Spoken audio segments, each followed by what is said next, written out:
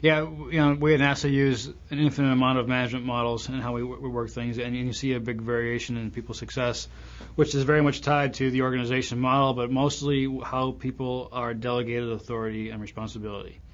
We at NASA tend to delegate responsibility, and we tend to retain authority, whereas other areas, military is one example, will delegate authority and retain responsibility. For Ares 1X, I was delegated both responsibility and authority for providing this vehicle to fly, when we're supposed to go fly.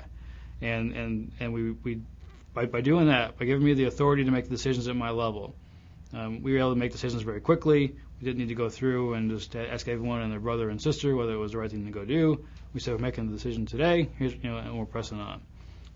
The way that worked, the reason that worked, is we relied upon NASA's governance model. The fact that we have this technical authority paths within the NASA governance model. So if there was an objectionable decision, if I made a decision that we're not going to do this, we're going to build this at a factor of safety of 1.0 instead of 2, and that was the right programmatic thing to do. I thought the risk was acceptable. It was a good schedule, budget, et cetera answer. But our chief engineer said, that's crazy. I cannot support that. And we had our chief engineer's dissent on decisions that I made. In some cases, they had the right, and they did with the metallic tape issue through Lockheed Martin, and they did for some other areas about cable testing. They elevated it to the board above me, the main Constellation Control Board.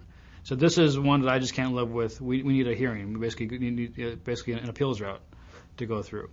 And having that structure in place, that the 1X manager could make the decisions, but there was also this appeals route, really made it a whole lot easier. People didn't feel like that I was going to just force an answer no matter what consequences. But people also realized that I had authority from Jeff Hanley, the Constellation Program Manager, to make these decisions. It wasn't a mother may I. There wasn't another forum to go to.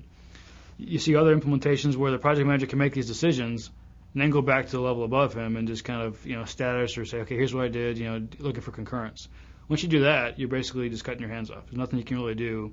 People know there's another path that's going to happen anyways. So people are smart. They'll figure out who the real decision maker is, and they'll concentrate their energies on that. So by delegating the authority to me, Jeff still retained responsibility for the program and for risk, but he allowed me to make some of those risk trades and say what's acceptable or what's not. And I would status him, I would educate him. Once a month I'd say, here's what we decided, here's what we did this, we decided not to go do this. He would say, well, was there consensus?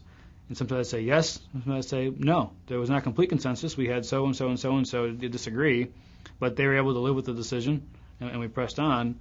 Or no, they really disagree, and they're coming to the control board, the Constellation Control Board next week, and we're going to talk about it and see if you want to, affirm the decision I made or overrule me. And it happened only 2 or 3 times, which to me is a testament of how it all worked out.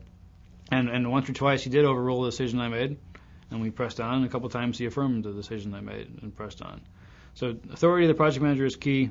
Having an appeal route so people don't think it's a dictatorial approach makes everyone feel comfortable that they can disagree with you.